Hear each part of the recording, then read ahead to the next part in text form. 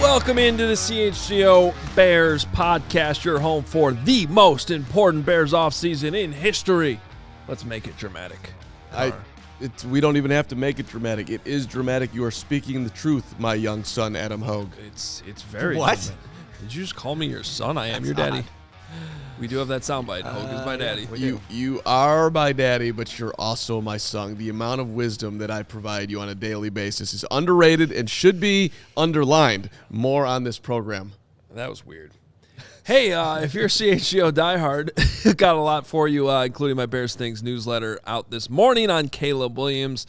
Appreciate some of the feedback I've gotten on that. And, of course, our Discord is on fire this week. We got the new voice chat ability and had a bunch of guys hanging out. And I was there last night, and buddy. girls hanging out last night.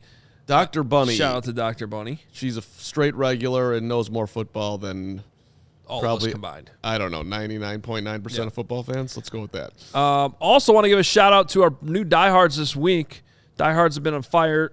Bear Down Omaha. Yes. Let's go. David, Scott, Robert, our guy Garode sign up. That's huge. I've been waiting for Garode. I know. What's taking so long? But we appreciate it. Brent, Gene, Dan, Adam, and Ray Ray. All welcome to the CHGO Diehard family. We greatly appreciate you.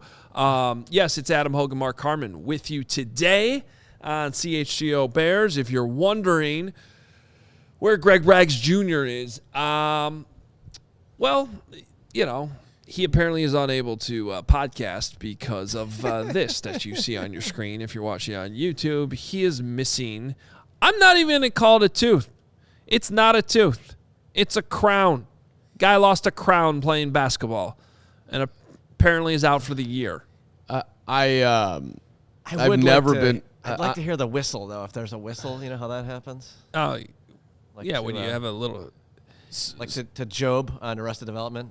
I mean, you don't see Michael Strahan taking off shows. Guy's on every show possible. Listen, I don't want to go at one of our great teammates, but Yes, you do. I've never been more embarrassed by a teammate in my life. The dude loses a crown to his tooth. He puts in our Slack channel that something terrible has happened. Yeah. And he. Oh, that was a problem. I was scared. I was nervous. I thought, like, is something wrong with his We wife, all his thought child? somebody died. Yeah, I was worried about It was like we have an emergency. Something came up. Don't know if I could do Bears After Dark or the show tomorrow. So of course, I think we all probably texted him. Hey, is everything okay? Calls me. I was playing basketball. Got elbowed in the face and I lost a tooth. What was your face doing there? Look, Turns out it wasn't even a tooth. So we're officially at, well, 2 shows that he has now missed. He missed After Dark last night. Mm-hmm. This show today. Supposedly he's visiting a dentist right now. I will say, I understand him missing this show right now. I would want to get that fixed if I were him and if the appointment was Disagree. this morning. I'm okay with that. I have no idea why Bears After Dark had to be canceled last night. And I imagine the conversation of him telling an NFL football player that he no longer could do the show because his tooth got knocked out. I'm sure that went over very well, and Corey Wooten definitely did not laugh at him at all. Well, and I mean, he gets some level of credit for being in the Discord last night and hanging out, but he was hanging out in the Discord. You couldn't do a show? I don't know. I mean, if I'm upper management, I'm long considering this man's employment. His caricature. His caricature's been updated.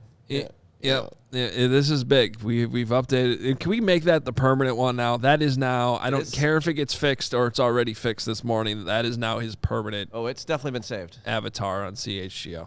I mean, nobody does more around here than Braggs. The man literally wears 1,000 hats. But I would consider, at least a 2-week suspension. I know a lot of people have to pick up the slack for him, but this is, you can't make it for 2 days. We're going to suspend you 2 weeks to make you think about your life and how you left at the Carm and at Adam Hoge just to fend for themselves out here in no man's land in Bears podcast. I mean, this is a thing. Yeah. Herb Howard jumping in. I could have came running out of the bullpen, full row of teeth, ready to go. Herb, I'm not going to lie. We had a discussion here about 15 minutes ago that basically went like, why the hell didn't I text Herb this morning? And I don't know. I don't have a good answer. That's a loaf by me. Herb, a bad job by me. I said at 11:42 he could make it, but we didn't want to. That's not showing Herb Howard the respect that he deserves. Right. So it should have been a 5 p.m. text last night. Is what that's it bad. That's that's there. on Leader Hoge. That's on me. I'm clearly just taking myself out of any responsibility ever. Just gonna hang out. Well, we know that. Hey, where's Poppy? I could have brought Poppy back today, but I didn't want to over Poppy everybody. So maybe I'll bring her tomorrow if you guys are really asking. I didn't for even Poppy. realize Poppy was here yesterday. Over That's how Poppy well elite. behaved Poppy was. Poppy had a big day. Poppy. Yeah. Well, Sarah did a great job with her because I tried to tell James he was supposed to watch the dog. He played. No, NFL James did a Blitz great the job, too. entire He time. was awesome. He helped me turn on lights and stuff. Yeah. He was great. All right, can we? Let's go. Yeah. Enough with Braggs and the dog. What do you got? So the Hoger? Bears interviewed Greg Roman. By the way, Nicholas Moriano joining us here in about 13 minutes or so. We're going to talk OC candidates. He's been crushing it all CHGO this week, writing up and getting the website coverage down on these OC candidates. But Greg Roman interviewing with the Bears, and this news was immediately met with a tweet by Des Bryant, who said, every wide receiver on the offense better ask for a trade. I warned you. Okay. So that's good. Now, the last time we heard from him, he was saying horrible things about Malik Andrews, so I don't really give a shit about what Des Bryant says, but... Well, yeah. I mean, I still think it's relevant to bring up. Robert Singleton, $4.99. If they hire a new OC and right away he gives the playbook to Justin Fields and they move on from JF1, would they have to change the verbiage? Oh, I see what you're saying. So, Robert, to your point, they got to get that in line. When they're making this OCR, I know that they're going to be asking questions like, what would you do with this quarterback? What would you do with that quarterback? Yeah. But before anything gets implemented, you would think that whatever they're going to do, you're going to know who the quarterback's going to be. Yeah, I don't think they're going to give Justin Fields a playbook until that's all sorted out. It's going to be a minute here. Yeah, I think that's how that's going to work. But that's a good question. Alex, $2 super chat. Roman only makes sense if we keep Justin. I agree. So here's where I'm going to jump in on this. Because I don't even agree with that. Makes more sense. But go ahead. Well, I do agree with the premise that if you're hiring Greg Roman, it's most likely to stick with Justin Fields, because I don't like the idea of Greg Roman working with Caleb Williams or anybody else. I like the other candidates a lot more, who I think fit what Ryan Poles talked about last week, which was we want to hire an OC that is versatile and can work with multiple quarterbacks. Greg Roman seems like a straight Justin Fields hire. But here's why I don't even like him for Justin Fields. Okay. How does that fix Justin Fields the passer? Right. It just leans in more to Justin Fields the runner, which you can make an argument wouldn't be the worst thing from a production standpoint. But that doesn't fix. We already know Justin can do that. You're leaning on 36 touchdowns and 6 interceptions and an MVP year for Lamar in 2019, and you're basically hoping that he's going to recreate that. He did throw for 3,200 plus yards, so I do think there is. But the reason they moved on from him is because the passing game I understand. went into the tank, and that's never been the Greg Roman strength. The Greg Roman strength is we're going to run the football. The Bears already do that. The Bears have already kind of had Greg Roman here. They don't need – Greg Roman doesn't fix anything that they need to have fixed right now. I think I 98% agree with you, but I also think that they look at it like it would enhance what they're doing now. It would take what they're doing now and supersize it. Well, it would – those times where you look at the film and are like, why don't they just run Justin Fields more? It would fix that.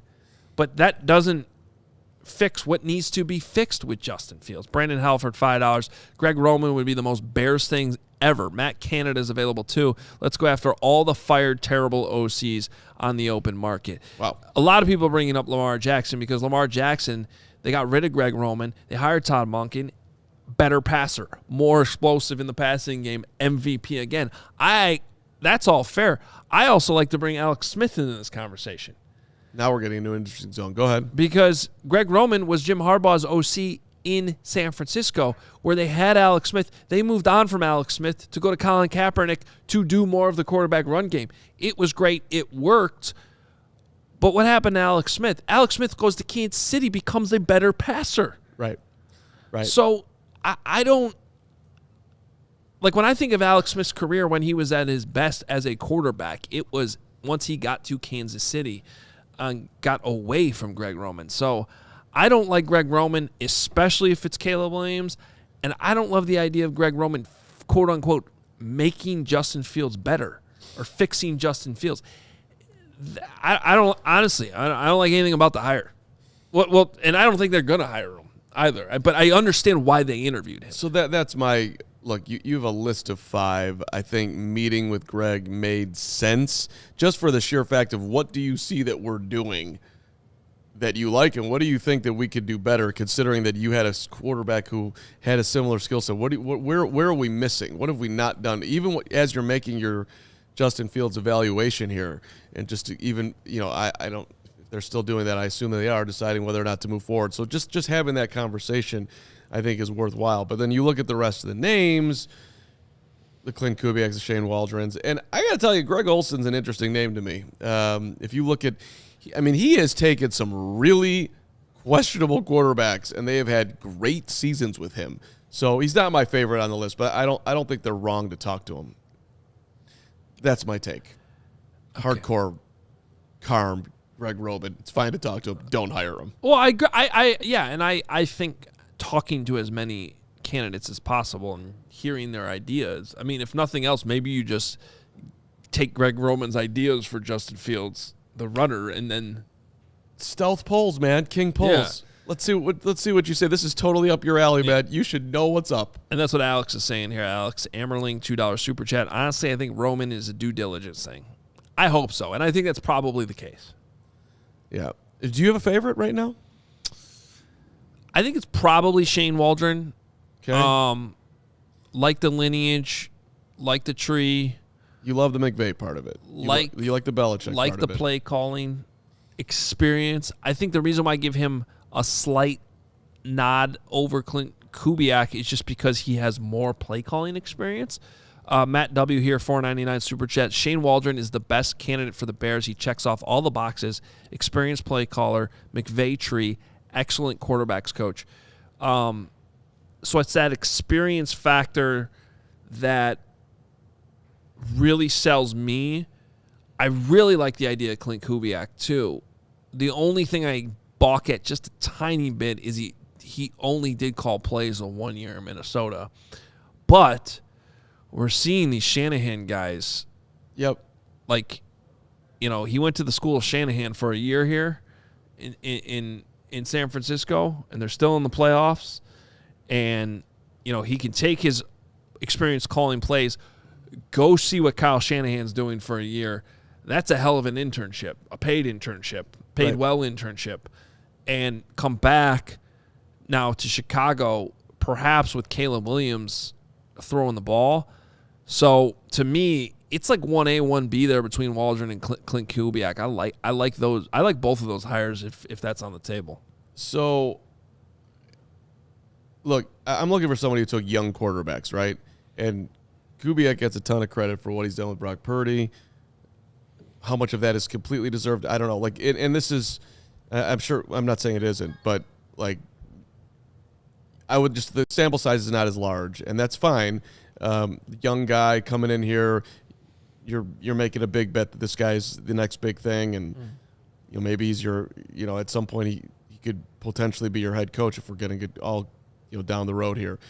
But the Olsen thing, he's 60 years old, which is not necessarily ideal. But if you go back through it, who he's worked with. He had my guy, young Derek Carr, in 2014, got him to 3,270 yards, 21 touchdowns in his rookie campaign. He worked in 2006. He was with the St. Louis Rams at the time. He had Mark Bulger be a 4,000-yard passer, and he had Steven Jackson be a 1,500-yard rusher. I know that's light years away. He took Josh Freeman with the Bucks. Mm-hmm. Josh damn-ass Freeman, first-round pick. And he got him to, averaging 3,000 yards a season, 51 touchdowns. He got Blake Bortles to a career high. He got Blake Bortles to 4,428 yards and 35 touchdowns in his second NFL year. I mean, that's impressive. Well, how about the idea of hiring them together? He seems like a good quarterbacks coach. That doesn't make him a good OC. And so if you can get Waldron and Olsen together, we'll sign up for that. Okay. I'm not going to push back on that. They need a QB coach. So I'm just looking at who he's been around and what he's done. That's pretty impressive. Sam Jones is for $2 saying, "Can we take a look at the QB coach under Slowick?" That's Gerard Johnson. Oh, the longtime quarterback. Yeah, played for everybody. I believe he's 4 years as a coach. Okay. Yeah, I mean, I haven't heard a lot of that name, but sure. I mean, makes sense to me. And the other thing with Kubiak, I mean, I don't like that. I'm sorry, I don't like the idea of hiring a 60. If Greg Olsen wants to be the quarterback's coach, fine. But a 60-year-old coming in as the OC right now. But he's going to partner perfectly with Phil Snow. He's going to be great with 61-year-old looking at Matt Eberflus. We're just going to be the still working, getting the job done. I mean, I was watching the Manning cast. Did you guys watch the Manning cast at all last night? I did not, actually. Well, they had Bruce Arians on, and they were talking about him with Peyton when he was a rookie, and he had Tom Moore, who's like still with the Bucs now, and he's like 80 or something. But it was it was Arians and Moore, so I kind of don't mind as QB coach scenario. If we're going down old coaches, I just like looking at a good seasoned guys, but it's a little more exciting when you get the young dude. I get it. Well, look, sometimes Kubiak, the sages. I like a good sage every now and then. The parallels here with Clint Kubiak though and Kyle Shanahan, both coming from I got it. Longtime head coaches in the league. Cole Kmet, who would you like to play for if you weren't a Bear? Obviously doesn't want to. Kyle Shanahan. Yeah. That system. Yeah. Yep. No, I got it. And you got this. He's still 36. He's got some play calling experience. Now he goes out to San Francisco, sees everything they're doing with Brock Purdy. As the seasoned guy on the show, I can't be an ageist. I gotta remind people that Vic Fangio was the best defensive coordinator we have had here in a minute, and he wasn't young. 60's nothing, man. Dude's still hitting the tennis ball like a monster. Unlike yours truly, who blew a incredibly tough loss last night, which was nauseating. Up 8-6 in the third set, lost the final 4 points to lose the match 10-8. Sorry about that. At least you didn't lose it. At least you didn't lose a tooth. And I'm super sore as hell, and I'm here. This guy's probably sitting at home drinking Pepsi Zeros and smoking weed and thinking this is a great day. I don't even buy that he's at the dentist. How's that? Yeah, he doesn't do that anymore. The weed part. At least I don't know. I don't know what he does actually. He says he doesn't, but I don't know. All right, we're gonna bring in Nicholas Moriano in a minute. First, want to make sure you are up to speed on everything going on with Circa Sports. We love Circa Sports because they have tight money lines, splits, their low hold model. They have their games that strive to be at -110 instead of -115 or -120. What does that mean? Well, they're just taking less of your money off the top. Circa Sports keeps as little money as possible on large market bets, especially compared to other books. They have high app limits. They're transparent about everything. Circa Sports does not limit players based on their winnings, and they encourage bettors to go ahead, download the competitors, download those apps, check out their odds. You're going to see, after you compare the lines, that Circa's got the best lines possible. Their customer service is top-notch. They have real people behind the scenes. that resolve issues in a timely fashion. Unlike the other books that use those chatbots, download the Circa Sports Illinois app. Again, that's the Circa Sports Illinois app at circasports.com/Illinois-app. circasports.com/Illinois-app to sign up today. Also be on the lookout for Circa events, watch parties, and tailgates. If you or someone you know may have a problem with gambling, call 1-800-GAMBLER. That's 1-800-426-2537. Text GAMB to 833-234 or visit areyoureallywinning.com. Nicholas Moriano coming up in a minute, but first, Empire Today. You're going to get the shop at home convenience, the right product for your needs with a quick and professional installation. Look, if you've been sitting on getting your flooring done, now's the time to do it. $350 off new floors, empiretoday.com/CHGO. Use us to make your flooring world better. And look, Empire does it the way I would like to shop. Their philosophy is to help you find what you need, not overwhelm you with thousands of choices and substitutes. Well, you can have this and you get no. Let's just get down. You're not an expert. I'm not an expert. That's why they're there. What they have out of their selection is important as what they put in. So the product team is exhaustively combing through thousands of product samples each year to find the perfect styles. You use their virtual floor designer. It's a great way to see how the floor is going to look in any space. It's easy. You snap a picture and instantly see how the floor is going to look in your room. They really make this simple for you. So don't go to some big box store. It can be super frustrating. Empire Today, they pride themselves on their convenient shop-at-home service. They help customers shop for floors where they use their floors so they can see exactly what new floors will look like in their home's lighting and decor. Make an informed decision. This is what you do. Schedule a free in-home estimate today. All listeners, $350 off the discount when they use the promo code CHGO. See empiretoday.com/CHGO for details. A small bit of news here coming out. Cat Terrell tweeting that the Saints are parting ways with longtime offensive coordinator Pete Carmichael. He's been there forever. Not necessarily sure if that's a fit for the Bears, but another name out there as a free agent.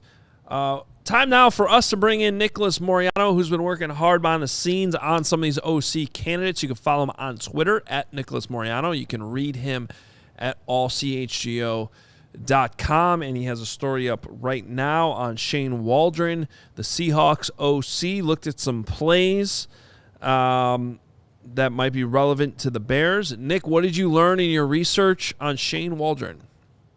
Yeah, so first off, I think he's my favorite candidate as of right now for the 5 that the Bears have requested to interview, but obviously comes from that McVay coaching tree like you guys were just talking about. But the game that I went back and watched was their matchup with the Dallas Cowboys at AT&T Stadium. It was a 41-35 loss from this last season.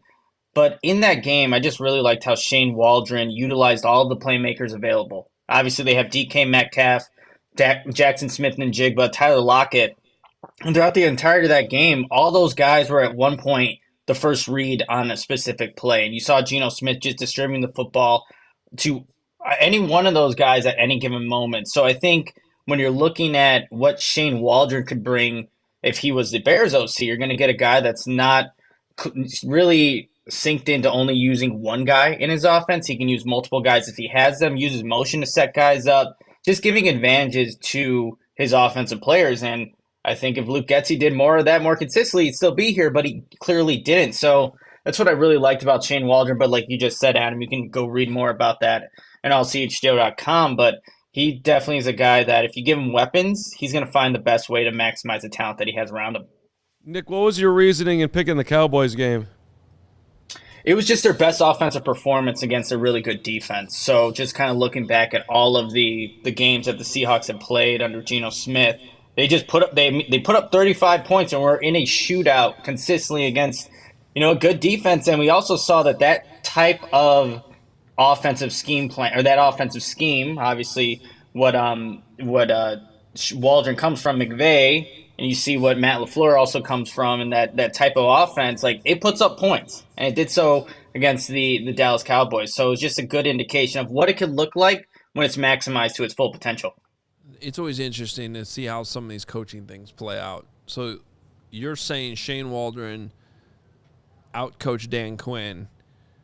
Dan Quinn may end up being the head coach in Seattle while Shane Waldron's out. When Dan Quinn just got, how many did the Packers put up on his defense the other day? 4,000.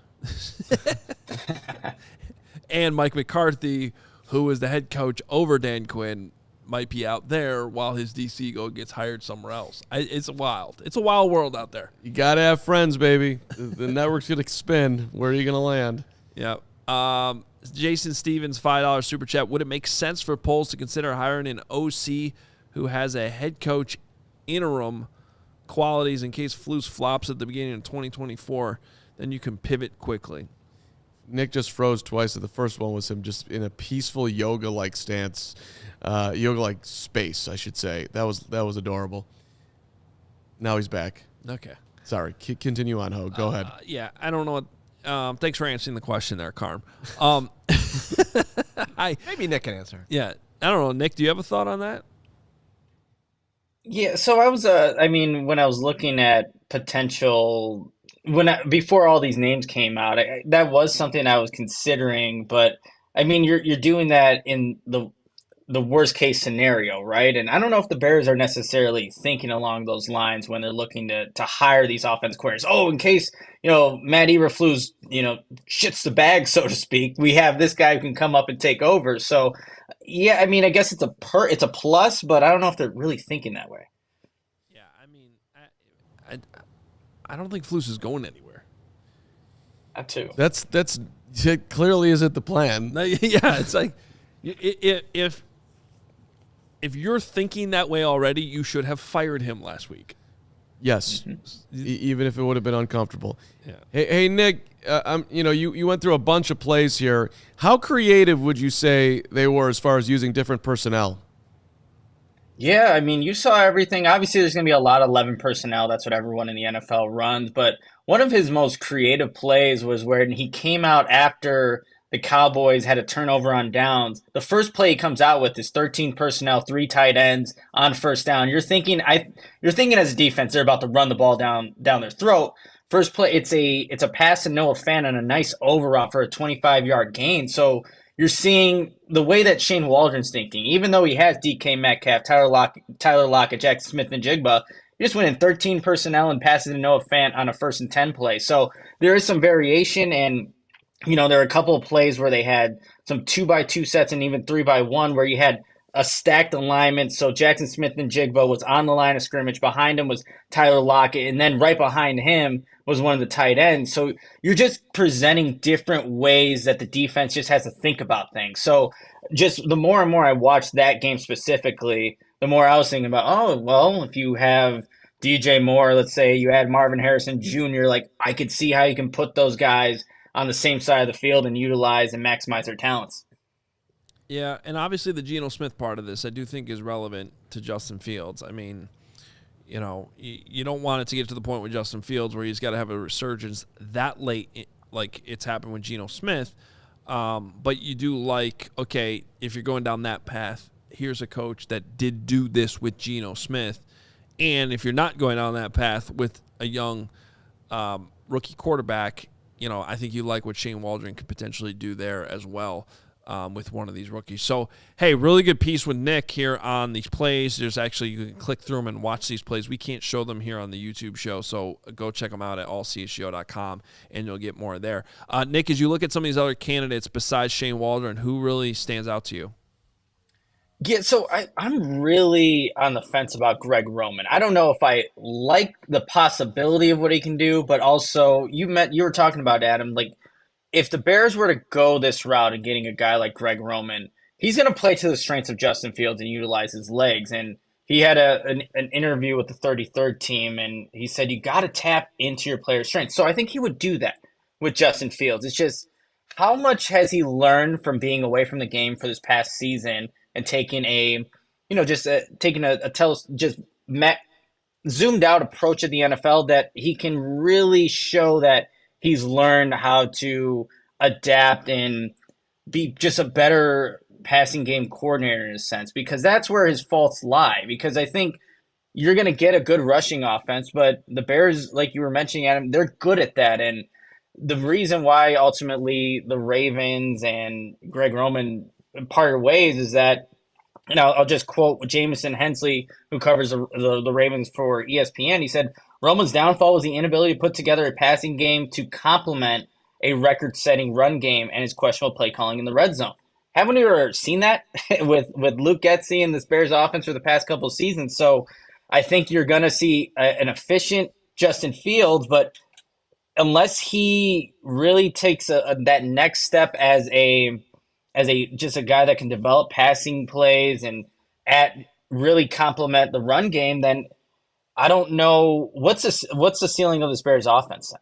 Like, I just don't know if that's what the route that you want to go in today's NFL, where you do need to have a lethal passing attack. We saw that from CJ Stroud and Jordan Love, and what the Lions are doing with Ben Johnson. So I just don't know if that would be the route, but I could see why it would be intriguing if you want to keep Justin Fields and just maximize the athletic ability that not a lot of quarterbacks have. And Greg Roman has worked with a lot of guys that have that type of attribute, whether it's Colin Kaepernick, Alex Smith, even back to his college days at Stanford. Andrew Luck he could do both, but obviously he can pass from the pocket. So it's interesting. And when I tweeted out yesterday, what are your thoughts on Greg Roman? I swear I got every single response you can imagine. People that hate him, people that love him, and everything in between. So, all right, let's go big Nicholas Moriano. If the Bears are drafting Caleb Williams, Drake May, whatever, they're moving on. Rookie quarterback. Who do you think of the candidates? Liam Cohn, Greg Olsen, Clint Kubiak, Shane Waldron, Greg Roman. Who do you think is the most friendly instantly to a rookie to come in and pick up the system? Again, I'll go back to the first guy I mentioned, Shane Waldron, and what you saw from Geno Smith, what I think will translate with Caleb Williams' game right now, is the footwork and the timing of throws. You saw that from Geno Smith on out routes. It was on time, on point. And even if, let's say, the Shane Waldron were to be here with Justin Fields, that would be something Fields would need to work on consistently to get to that level where Geno Smith was showing last season. But I think if you have a guy like Caleb Williams with Waldron, who has that experience of 3 seasons in Seattle being the OC, I think you're going to put him in the best position to succeed, because I think the Bears are going to continue to add weapons, put a lot of just targets and weaponry for Caleb Williams to work with. So he'd be my top choice, but Clint Kubiak is a second right now, just because of what they were able to do in that 2021 season with Minnesota. Yes, you have one of the best wide receivers in the NFL in Justin Jefferson, but you got a lot out of Adam Thielen as well. And one of the best games he had, watching back, and I'll have an article on this later today, in 2021, they went up against the Green Bay Packers, and it ended up being basically a shootout for the Vikings and Packers in that game. But the Packers were second in the NFL in all these different categories or number 3 in the NFL in points per game given up, pass defense, total defense, yards per play, and least amount of 20-yard plays. The Vikings put up 34 points on that Packers defense, and Cousins balled out, and you had Justin Jefferson contributing, Adam Thielen, Dalvin Cook had a bunch of yards on the ground. So there was a lot of good things I like from Clint Kubiak in that really one season that he's had as the OC calling plays. He did have a brief stint actually last year, you guys, in 2022, midway through the season in Denver, where the play calling was relinquished to him. Oh, Nick. Nick just froze. That's too bad. That's what happened. Nick was on fire. Yeah, but when you start bringing up the 2022 Denver Broncos and what happened under Nathaniel Hackett, I mean, things break. Things like that happen. I mean, you just freeze. You freeze like Nathaniel Hackett did week 1 against the Seattle Seahawks when he was facing Shane Waldron. That's but I'm glad Nick was just about to bring that up, though, because that is something we do have to discuss if we're going to talk about Clint Kubiak. I don't necessarily blame him for anything that happened in 2022. That was pretty much a ridiculous disaster under, I think, that coaching staff. Nathaniel Hackett, again, I bring this up all the time. I have never, other than maybe Jim Tomsula in San Francisco, I'm not sure I have ever seen midway through the first game he's ever coaching, and you're already having that, I don't know that this guy can do this type of thing. Pat Tomasula's brother? Yes. It was instant. I mean, it was bad. It was that bad right away. Now, do you hold that against Clint Kubiak, who was the passing game coordinator and Russell Wilson's quarterbacks coach? I don't know. With all the stuff that's come out of Denver, what we learned from that season, I don't know that that's fair. And then he does go off to San Francisco, and he's now under Kyle Shanahan, so maybe he gets a pass for that. But it is part of the storyline, that's for sure. Well, yes, but you get a big stamp of approval when Kyle Shanahan's like, yes, I will take you on my staff because I consider you a bright young mind who can augment what we're doing here. This is a decent praise right there. And as Nick was trying to say there before, apparently his power went out in the apartment. Oh, power out. Wow. Some issues. Wow. Kevin Warren, if he's listening, Arlington Heights, power issues. Exactly. Or sorry, guys, the apartment literally just lost power. Or if you want to go full conspiracy theory, Kevin Warren's watching this show, really likes Clint Kubiak, knew Nick was about to bring up what happened in 2022, and zapped the power so that it couldn't come across. I think the important thing to lean into is Nick lives in Arlington Heights. Arlington Heights sucks. keep the Bears in the city. Luke Stuckmeyer in the background saying, "Hey, telling me to keep Arlington Heights out of my mouth. I'll keep it in my mouth. Thank you very much." And that suburb is bummed. Exactly. And the Bears shouldn't go there, nor should they go to Richton Park or anywhere else. CHI. Thank you very much. CHGO. Congrats on spelling the city. I really struggled there. That was Took you 50 years to spell Chicago? Yeah, that was rough. And I said some other things there that was probably not the best thing that I've ever said. But at any rate, you suck, Arlington Heights is the point. Easy, man. Don't take it out on the fine people in Arlington Heights. No. There's a lot of them there that don't want them either. Yeah, look, I'm not talking about the people Downtown there. Arlington Heights is a very nice place. Yeah. Have you ever been there? Yeah. You've never been. I have. I have. What's Yes, the I have. fudge shop called? Played softball at Milas Park for years. That's not hanging out in downtowns. We would go to downtown Arlington Heights for drinks afterwards. That counts. Listen, Luke Stuckmeyer did everything he could for that town, but yeah. Here, you can sit here. I'm getting out of the way of this. Let's go. Sit down, Luke. Yes, go ahead. The Village of Good Neighbors Yeah. doesn't need your positivity or negativity. Carry on. Carry on. If you want to make fun of Elk Grove, go ahead. Don't you want the Bears at Chicago, Luke? I know you do. I don't care as long as my taxes don't go up. There you go. Your taxes are going to go up. And I are going to have words. Cubs show coming up at 1:30, by the way. Now we brought in Elk Grove to this, village of the town of Elk Grove. What do they call it? Elk Grove Village, those commercials? I don't know. Hey, I love all suburbs here.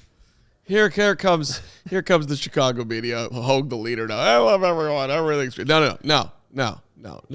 I mean, listen, I'll get on board if I have to get on board. But until I have to get on board, I'm not getting on board. How's that? Crystal Lake's a little questionable. By the way, speaking of CHGO Cubs at 1:30, they have an interview with Mike Talkman that they got to get. Mike Talkman's coming out at 1:30? Convention. Well, they did a Cubs convention. We'll be playing. Oh, wow. today. Okay, very cool. Like Talk to me. There we go. Let's do it. Have the Cubs signed anyone yet? Shota. Oh, yeah, Shota, right. I like that. Dude seems like he's an entertaining fellow. I mean, the alternatives is sign the guys the White Sox have signed. Quick.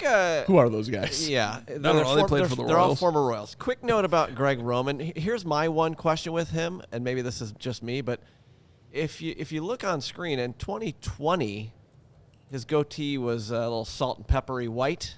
Oh. But he, in 2022, has gone the, I don't know, maybe Guy Fieri route. I don't know. He's definitely dyeing his goatee, and that concerns me. Is that a problem? Well, for let me guys? tell you, as somebody who fights this battle every day, and I've just given in, and as you can see, gray everywhere. And when I say everywhere, I do mean everywhere. I mean, God, that's It's that day, buddy. We're in the off season. I'm here to entertain myself, if nothing else. And there's a lot going on. I get it. But the point is that is a lot. That's a huge commitment by Roman. Not easy to do that all the time. That's a lot of maintenance. So attention to detail, Roman. He should get at least a couple points for that. Or Or we need to look into the exact timing of when he started dyeing that beard, and how much did that take away of his game planning for Lamar Jackson? That's also fair. He might be spending too much time on the beard. Fu Manchu. Maybe we got to cross him off the list. That is a goatee. That is not a Fu Manchu. Whatever. Same thing. Yeah. Yeah. It's not the A same Fu thing. Manchu's not even close to what that is. Isn't That the one that comes like? Oh, yeah. It's, you know. goatee, Fu Manchu, facial hair, Roman Bears. He's not the.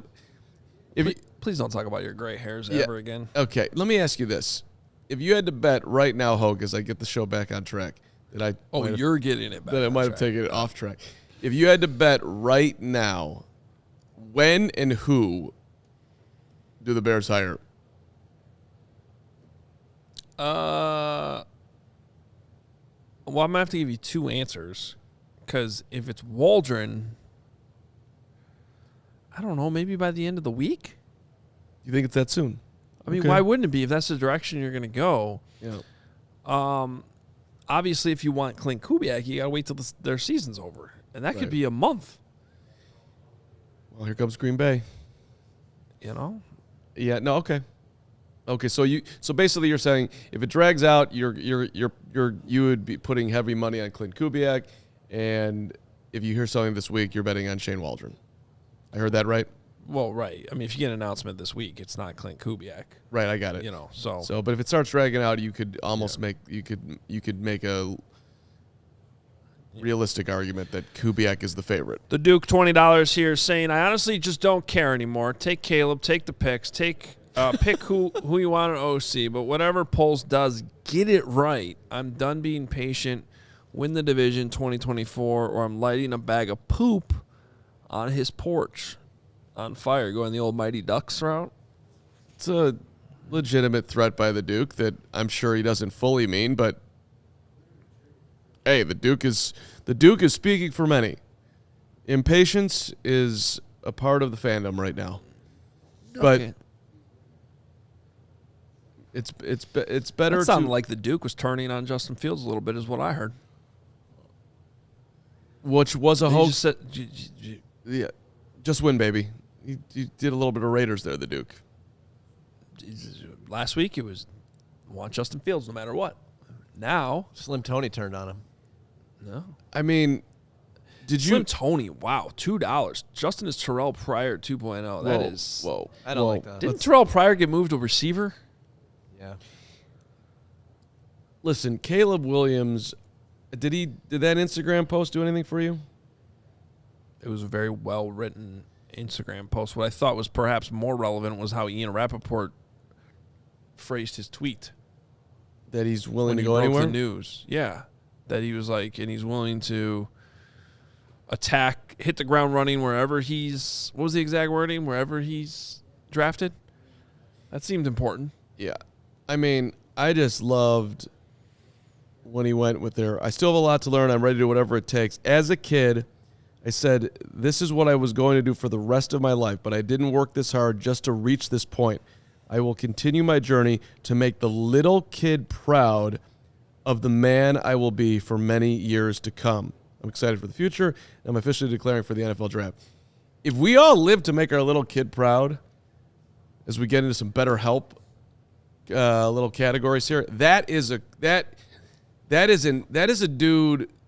You don't write that without some understanding of human beings, which is impressive. Unless the little kid said, I want to play for Washington no matter what, because that's where I grew up. Well, no. I'm just saying that maybe that's what the little kid said. That's not what the little kid said. The little kid wants to play football. The little kid doesn't care where it is. The little kid is super excited to have fun on the football field, and the little kid wants to believe that he can do it. And the big kid is telling the little kid, yes, you can. I'm going to work, and we're going to do this together, buddy. You're coming with. And by the way, the little kid also is reading your article and saying, I was going to say, if anybody read my newsletter this morning, they know I'm. right. Well, the little kid's reading your article, be like, that sounds like a fun place to play. Chicago.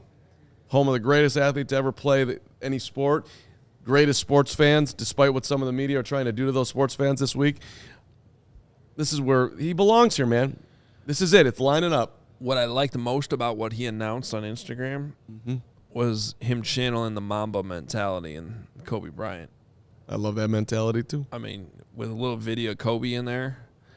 I mean, anyone who's trying to say that it can be true that he has interests outside of football, but also care deeply about football and winning. And I don't mean to invoke a guy you don't like, but LeBron James comes to mind. Dude, he's in my head. LeBron James. And you know who knows LeBron James very well? Kevin Warren. Yeah. And so if there's somebody inside this franchise that would embrace and actually do a good job in perhaps networking, putting Caleb Williams in a sense of comfort of, hey, this is a place where you can succeed both on and off the field. We're going to give you all those avenues in this big market with this international fan base that we clearly see here on our show every single day. We much appreciate all the support, everywhere you guys are watching, from New Zealand to India to the United Kingdom, Sweden, Brazil, Israel, the world. But seriously. Yeah, I know. You don't go to the Los Angeles Chargers, not that that's an option, I'm just giving an example, and get the same type of international opportunity. Man, I don't know why I just broke into the dude from the Big Lebowski, but I did. Yeah, and man, listen, they don't have, at least not yet, they don't have WSHO in Washington. We have CHGO in Chicago. You want to be talked about on this show daily. You want to meet Adam Hoge. You want to hang with the guy who couldn't make it here because he lost a crown. You want to meet Gregory P. Allen Braggs. There's only one of him. So look, you want to be a Bear. You want to play in the greatest city on the lakefront. Definitely don't have a Gregory P. Allen Braggs in every market. Well, they probably do, actually. No, they don't. Actually, Braggs probably does exist in every market. He's a one of one. Come on. There's something he does that's unique. I haven't completely figured it out yet, but how many, if Braggs was a Buffalo Bills fan, how many tables would he have crushed by now at this point in his life? That was 600? 600. Oh, I don't want to hate on fans, but can you stop doing that? You lit a table on fire yesterday, and they do that every week. I get it, but okay, I don't watch it every week, so I watched it yesterday. You climbed up to the top of a snow pile, you lit a table on fire, and 6 of you fell off drunk in 1 degree weather video. How does that happen? Where does that come from? Have you met Braggs? I mean, am I just like the killer of fun to not understand that that's fun? How is that fun? I don't get it. I want to fall into a puddle of fire. It can be fun and stupid at the same time. It looked painful. It does look painful. Could you imagine if you had to go to the ER instead of the game after doing that before the game? What happened? I broke my leg. How did you do that? I jumped off a snow pile onto a table with 6 of my best friends who I've never met before, but we all got drunk before the Bills game, and now I'm in the hospital. What? How many teeth would Braggs break doing that? Couldn't go to the game. Good question. He's got to go to the dentist. I mean, it's true. I do like their songs over there. What's that thing? Dun, dun, Buffalo. Dun. I mean, I mean, I would go to. I'd enjoy going to a Bills game. Yeah. Hey, do you know that it's getting easier? Yeah. No, I don't. Hang on a second. Well, I'm going to tell you, it's getting easier for businesses to switch to electric vehicles. In this really cold weather, you can always, not that you can't. I mean, the Teslas are obviously obvious, but some of these other ones, these electric vehicles out there, are not as obvious. Yeah. But you all the exhaust coming out in -9 degrees is obvious. But, you get these electric vehicles, and you can instantly be like, that's an electric vehicle. Yeah, and you notice that? Right, and it's also a ton of less maintenance. And Hoge, you're right. The electric kid, by the way, is evolving to meet your cleaner energy needs as we all move with confidence towards an electric tomorrow. Whether you have one delivery van or a whole fleet of shipping trucks, ComEd can help guide you to make the changes that make sense. So what should business owners do? You know what to do, but let me tell you again. Go to ComEd.com/clean to learn more about the resources. fleet rebates, and infrastructure incentives available to help businesses go electric. They're trying to save you money as you make the world a better place. If you own a business, don't wait. Start making your plan today to switch to electric vehicles. Good for businesses, good for the planet, good for all of us. Go to ComEd.com/clean. Did you say ComEd.com/clean? You know I did. Go now and see how going electric connects us to a better way of doing business and a better future for generations to come. I would like to personally also apologize to Midtown Athletic Club for my loss last night on the tennis court. You're apologizing to Midtown? Well, Sam has been working with me. He's been getting me to the next level. Oh, you let your coach down. I let Coach Sam down, man. Wow, that's And ridiculous. Coach Sam, you can find him at the Bannockburn location on the North Shore. There's other Coach Sams at the Palatine and Northwest Suburbs, Willowbrook and the Southwest Suburbs, or of course there's like 12 Sams at the Midtown Athletic Club and Hotel in the middle of Bucktown and Lincoln Park. I shouldn't say that about Sam. There's only one Sam, but you Should I hit up Coach Sam? Because I You should. got a lesson I got to use. You should hit up Coach Sam. Yeah? He's awesome. Okay. Yeah, no doubt. I mean, I don't think I need a lesson. You know, I think I could take you on without a lesson. You need a lesson. You need many lessons, and you should take advantage of that perk that you have there, and then you should buy some more. Look, Midtown. Well, you get that. I just want to. When you go sign up at Midtown, you get 2 hours worth of activities that you can use, which is awesome. So that's why I still got to use mine up. Yeah, and by the way, you can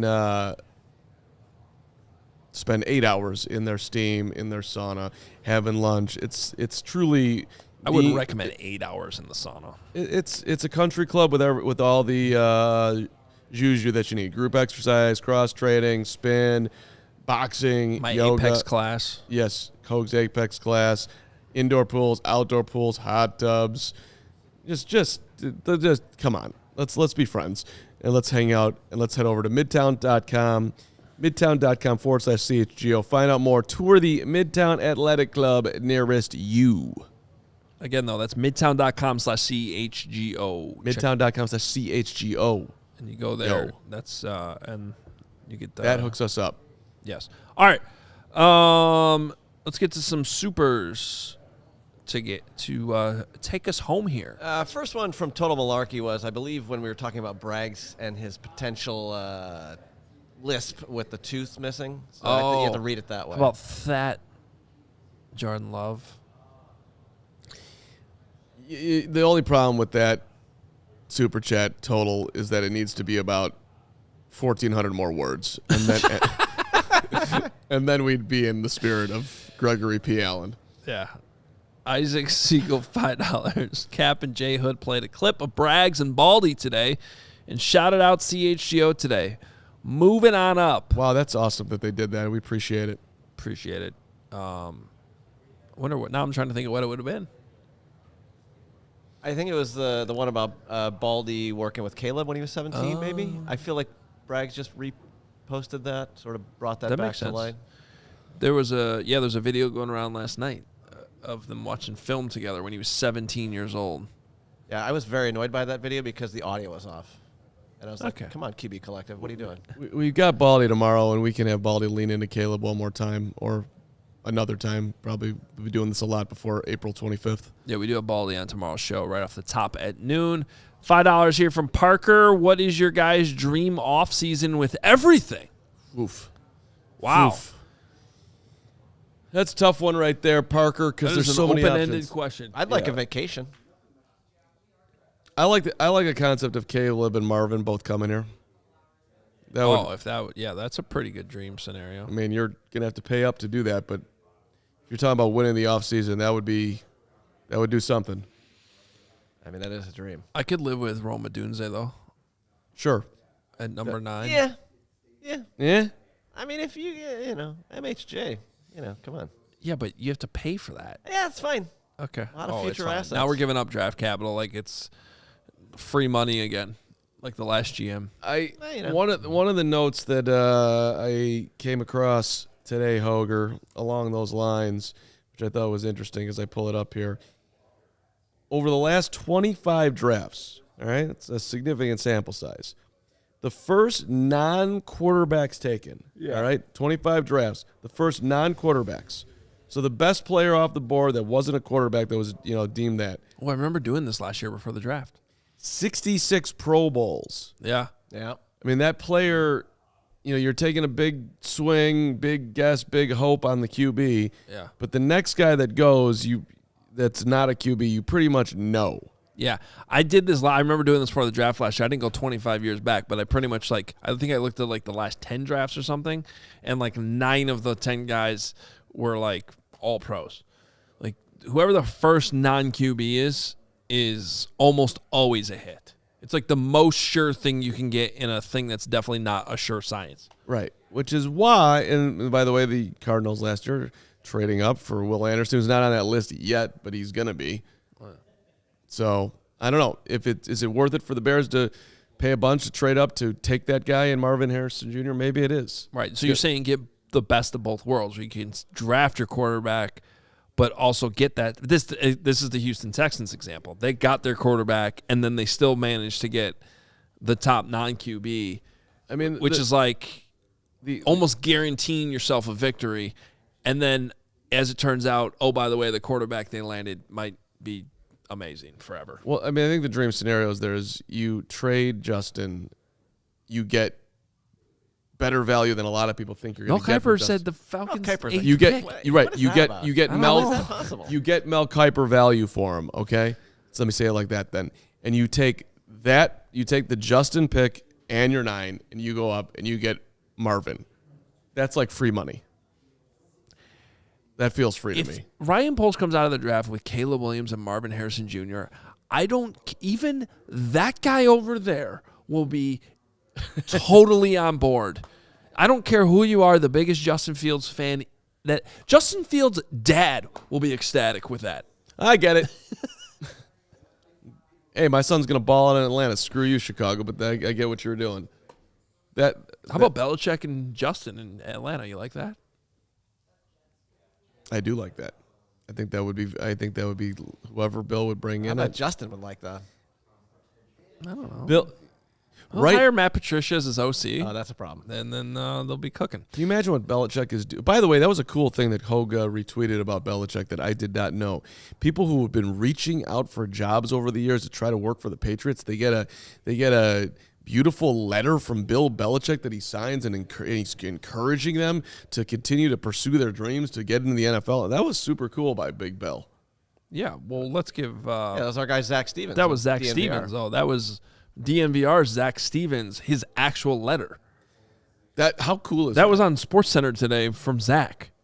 That's amazing. Yeah, so Zach, who works out at DNVR, covers the Broncos, shared last week that he would write these letters to NFL teams when he was coming out of school, and some would respond, some wouldn't. But Bill Belichick had an actual letter that he wrote back to him. Now, it might be a standard letter that maybe they send out and he just signs. Who knows? But it's still cool that he did that. If you go into his comments, too, there was somebody else responded with one that Belichick sent, too. It was super. Yeah. I've tried to plant a hard flag in the ground saying that, look, that Brady was way more important than Bill and all these things. That I haven't been the most positive Bill Belichick guy just for his boring demeanor that he brings to the table, which irks me. But this is freaking cool. Yeah. And whoever Bill goes, you're gonna feel like you just got a home run that Bill Belichick just became your head coach. I'd have that framed in my office, right? Sure. Yeah, without a doubt. But it just once again goes to prove that the world's greatest football minds were born on April 16th. There you go. Yeah. All right, what else we got for supers? The Duke, $20. Shower thought this morning. Ooh, you like shower thoughts. You should read this one. I do love a good shower thought. Hope you were singing in there, Duke, or just, doing other things. If the Bears decide they like Drake May. That's 2 today. I think it's 4. I'm flowing. The no pun intended. If the Bears decide they like Drake May, the Bears will have given us 2 Ryans, 2 Matts, 2 North Carolina QBs who wear number 10. Coincidence or proof of extraterrestrials? You decide. Look at that is a great shower thought by the Duke. Can you imagine the Duke? Is he trying to say the McCaskies are extraterrestrials? I don't know, but I just imagine the Duke in the shower just sitting there with a good, solid, warm flow, rising him up on a bitter cold day, and then all of a sudden he's having brilliant thoughts. That's how the Duke lives his life. That's how he got all the money that the Duke's been rolling around in. That shower's probably huge and has 5 different sources of water coming out. Guaranteed rain shower with all the extremities. You're unbelievable. What's next? Martin, $10. I don't know if I'm going to be able to read this one. If Poles had the confidence to double down on the Flus despite his struggles the last 2 seasons, why wouldn't he have the same mindset with Justin Fields? Poles did talk about the importance of continuity. Because of dude, different positions. it's because of Caleb. That's why, Martin, I think. Yeah. But it's a fair point. Like, hey, man, really this dude's the best guy out there in Flus? But I kind of knew he's a good call. One thing is that he hired Flus, and he did not draft Justin. And that cannot be said enough. Richie Santiago, yo, Nick, class of 91, we Bulldogs, bear down. Class of 91. Oh, so he was the class of 91. Nick was. Richie's over. I got it. I thought they were saying they were together. Nick wasn't even close to being born at 91. That's nauseating. John 939, $2. I'll drive the Duke in a getaway car. It's in regards to the Mighty Ducks thing. Oh, good callback. Love it. Keys, $2. Contradiction is kicking ya all asses. Trust polls. Who's contradicting where? I think he's talking about the chat. There was an earlier one. Our headline yesterday was trust polls. I don't know. Well, it was do you trust polls? Yeah, but on the picture it was trust polls ? So yeah. Zeth Hicks, $20. Do you think there's a certain number of games that Justin would have needed to change in order to solidify his place as QB1, or was he not even close? 10 plays, 3 game-ending drives. How much needed to change? That's a yes. I think that there's many examples of games where he could have. Look, the bottom line is his fourth quarter stats are not good. They're just not. It's just the reality of the situation. But a lot of that is due to his deficiencies in getting rid of the ball fast enough. You want to hear throwing with anticipation, which is not necessarily going to change. You want to hear my dumbest take of the 2024 year, but might be brilliant at the same time? I was going to say the Derek Carr thing, that was technically 2023. You apologize to me for that. You should not go back on your word. If he had played big against the Packers and they had won that football game, I think it's a different conversation. Literally, it could have just been that one. If he had his best game as a Bear against Green Bay, I think we're having a completely different conversation today. Maybe we're not. That's why I said it. I think it makes it harder. That's why we talked about leading into that game. I certainly think not playing well in that game, and Jordan Love playing extremely well, and Jordan Love continuing to play well in the playoffs is not helping. Yeah, I mean, too many games where the Bears didn't score a touchdown, but and I know it's not all on him. I know. But I do think to your questions, if he had rocked the Packer game, the offseason might be a whole lot different right now. Scotty B, $20. Rex Grossman, Mitch Trubisky, Justin Fields, all talented, never developed pattern for the last 20-plus years of first-round QBs. I think we need to stop talking about who is QB more at who is developing 13 OCs in 26 years. Is that good? Scotty, I addressed this in my newsletter this morning. I think there's way more evidence that they're just drafting the wrong QBs. Do you really believe Mitch Trubisky and Rex Grossman would have been any different anywhere else? Because that's the argument you're saying. Because Mitch Trubisky, by the way, has been worse since he left the Bears. There were a lot of people in this town, David Kaplan, who thought that Mitch Trubisky was going to go off and just light it up. That would be incorrect. Thank you, by the way, for playing our sound today. I'm not saying they've done a good job of developing these guys. I don't think they have, but I don't think that's the problem. I think the problem is they've drafted the wrong quarterbacks. And I think there's a very good chance that Caleb Williams could be the right quarterback. If he isn't, I mean, he's like, that means everyone's wrong. Pretty much. Literally, you can't. You have a hard time finding someone who's like, take Drake May. I'm telling you. That take is that's a needle in a haystack. So everyone's Even wrong. the guys that say that are like, Caleb's going to be good too. Like Nate Tice has Drake May ahead of Caleb Williams, but every time he says that, he's like, but Caleb Williams is going to be really good too. He just really likes Drake May. I think I haven't heard one person come out and be like, avoid him at all costs. This is a mistake. Right. Whereas last year with Bryce Young, it was like, yeah, he's not even 5'11", and he's 190 pounds soaking wet. I'm getting text from my guy Will, and he's like, well, tell me what's different about him than Justin. I mean, it just seems to me that they're the same guy. Not even close. Listen to Hoge, Tap. Yeah, and become a diehard if you want to read Hoge's content. Yeah. Newsletter out this morning. Scotty B, name one OC that has gone on to do anything after the Bears. $5. Well, Adam Gase, when I was the head coach of the Jets, that went well. Yeah. Again, I'm not saying that they've had the best coaching, but that's not the question that was asked. Do you believe that Rex Grossman would have been a good quarterback if he had been drafted somewhere else? If Mitch Trubisky had been drafted by the 49ers with Kyle Shanahan, do you think that he's Brock Purdy? Or do you think he's Trey Lance? They're both problems. I'm acknowledging that the Bears have not been the best environment for any offensive players, quite frankly, to have an immense amount of success. But y'all are burying your heads in the sand if you think it's not a scouting problem, that they didn't just pick the wrong quarterback. And by the way, Justin Fields is the best example, if you're going down that route, of I believe Justin Fields could be in a better position he's in right now had he been in a better spot as a rookie and not been drafted into that situation. I do not think Justin Fields would be an all-pro quarterback, though. And the reality is, unfortunately, you can't get in a time machine and change the damage that was done. So Justin Fields, but I put this in my newsletter this morning too, is Justin Fields going to become an all-pro if he goes down to Atlanta or somewhere else?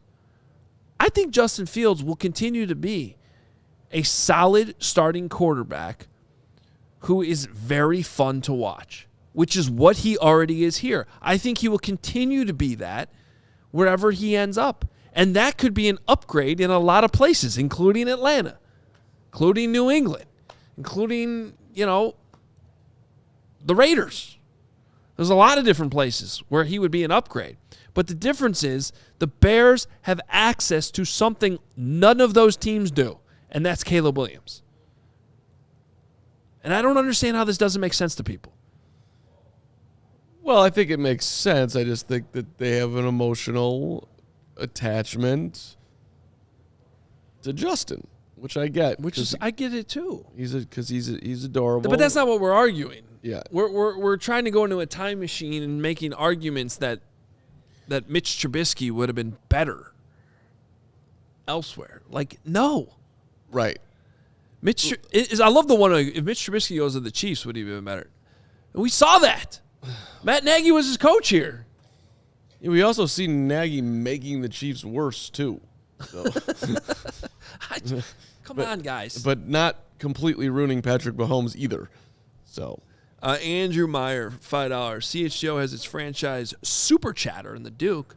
Now it's time to get the franchise QB. If you still have to think of Justin as your guy, he isn't. If you still have to think if Justin is your guy, he isn't. I mean, he's right about the Duke. He is our franchise super chatter, and we are signing the Duke to a 10-year. I think he'd be signing us, let's be honest. Right. Well, whatever. But long-term deal for a lot of money. Caden Turner, $2. Do we know when Waldron or Kubiak's interviews are? they've only met with Roman that we know, correct? Or do I have that wrong? I thought. Give me a second, Kaden. Hang on. I'll try to get your answer. I'll keep on moving through, Kaden. Appreciate it. Doug Van Dorn is here today, $5. Don't you think you can't take anything Poles says about the QB as proof of anything as long as he has to hold his poker hand close to his chest? Yes, Doug. I absolutely agree with you there. You can't. Ryan Poles has got to play the best poker of his life right now to get the maximum value.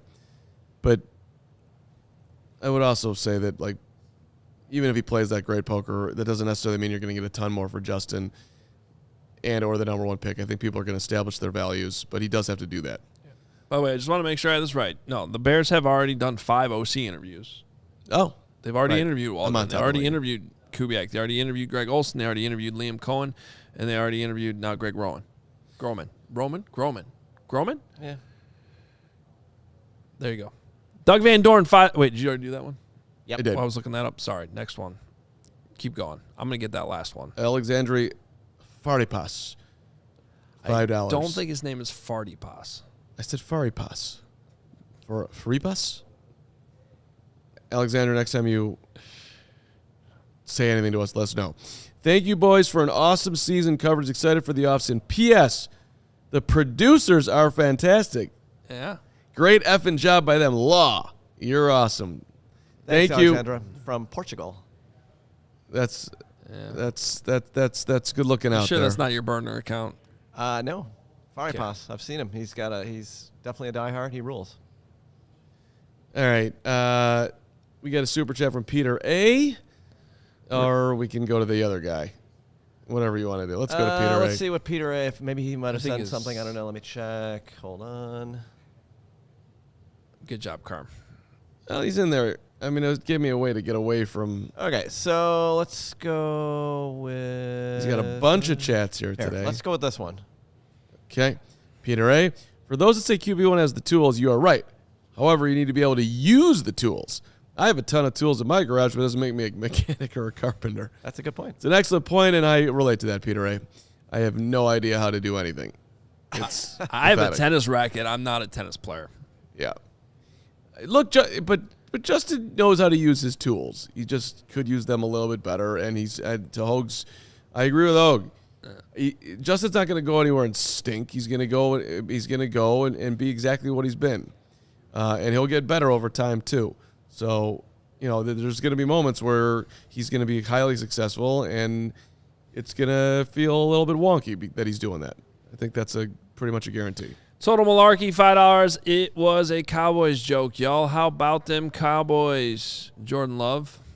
Yeah, okay. Brags in the stands. We've heard of this guy. I boycott this chat. He can type even when he doesn't have a tooth. $5. Super chat. I shared your Bajent take on Twitter because you want to be funny on the timeline, Carm. Revenge is a dish best served cold. Okay, he uses that stupid line about revenge, cold things. Just By the way, be careful with cold foods today if you're getting your tooth fixed. Might be some sensitivity there. what you need to do is own your softness and just not try to, do the revenge Twitter act. But that's what somebody who would take off a day for a tooth would do. I get it. No problem. Yep. I mean, look at that face. It's ridiculous. I mean, you can Is he barely back to- see that it's missing. Is he back tomorrow? If he had done a whole show last night without mentioning what had happened, do you think anyone would have noticed that his tooth was gone? I don't think so. I don't know if he's back tomorrow. Ask him. I don't know how many. He says his tooth is fixed, but I don't know. Does he need a day of recovery from the big surgery? I mean, we might have to send a massage therapist out there to get him in the proper mode to be able to come back here. I don't know what that's to do with the tooth, but okay. Well, everything must hurt. I mean, he's probably feeling pain everywhere. It's been a tough day for Gregory. All right. Final word today goes Tillavon. Didn't some of these same experts that's screaming about Caleb Williams rank Mitch higher than Mahomes? But that's different because It this is. is more consensus. Well, it's also different because I'll raise my own hand on this one. But I had a late first-round grade on Mitch. I didn't have a slam dunk number 1 overall grade on Mitch. It's not even close to the same thing. And that's why there was hesitation over what the Bears did to get Mitch by trading up and taking him the way they did. But, you know, it's going to be a long 4 months of stuff like that. That's fine. I love this. Everyone telling Greg to feel better. Let him know your true feelings. Tell him how much you just miss him. Thank you, Robert. At least someone cares from Greg in the chat. We turn the guy into a sympathetic figure. That's a bad job by me and you. Mainly probably me. All right. That's on you. I'm going to let you handle Bragg's. I welcome Greg coming back tomorrow. I welcome him too. I missed him. Yeah. I hope he's strong enough to be able to handle to come in. Yeah. By the way, last word on that too. Everyone makes mistakes when it comes to all draft picks. Like, no one bats 100. That's not how this works. No one claims to. I've certainly been wrong about plenty of quarterbacks. I've been right about plenty of quarterbacks. And there's certainly a chance that Caleb Williams doesn't work out. No one's going to sit here and say that it's 100% certainty. It's about which option, door number 1 or door number 2, when you factor in everything that goes into it, is better. And for the 1 millionth time, I don't even think anybody here is out on Justin Fields. No one has said that. Door number 2 has plenty of reason for optimism with what you would get for the number 1 pick.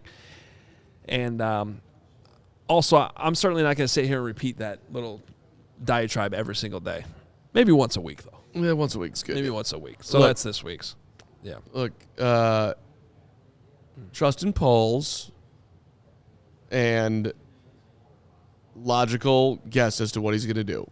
Yeah. And just seems like we're on a nice cruising boat towards drafting a quarterback. You got to keep swinging at the most important position in sports, especially when you have the picture this as that hanging breaking ball being left right over the plate. There's still no guarantee, you might foul it off still. But you certainly have a better chance of hitting that one out of the ballpark than the old school Chris Sale slider down and away. How about that for an analogy? I like it, and even better than that, like if you were a single girl walking into a bar and Greg Braggs was single, would you go up to him or would you go shoot a lot higher for the stud in the corner? You wouldn't stop at Braggs. You'd go for the big dog. That's how I see it. No comment. I think Martin Ochoa deserves the last word. That's a good statement. I agree with this very much. He says, take out the emotions from the Fields versus Williams debate. We can all agree Chicago's in a good spot regardless of what happens. Yes, we agree, Martin. Yep. All right. Good show today. Go sign up, be a diehard. Hang out with us there in the Discord. Even when Braggs can't do a show, he'll still be in the Discord. You can count on that. The best way you can support us is by supporting our advertisers and becoming a diehard as we try to grow this thing. So it helps us a ton if you can do any of the above. So thank you. ALLCITY.com/diehard. We will be back tomorrow. Baldy joins us at noon. Greg Bragg should also be back, we assume. But you never know what his status is. Maybe he's a game time decision. Probably talked about him too much today. Nah, I don't know. We'll talk to you tomorrow at noon. See ya. We all silly like the mayor.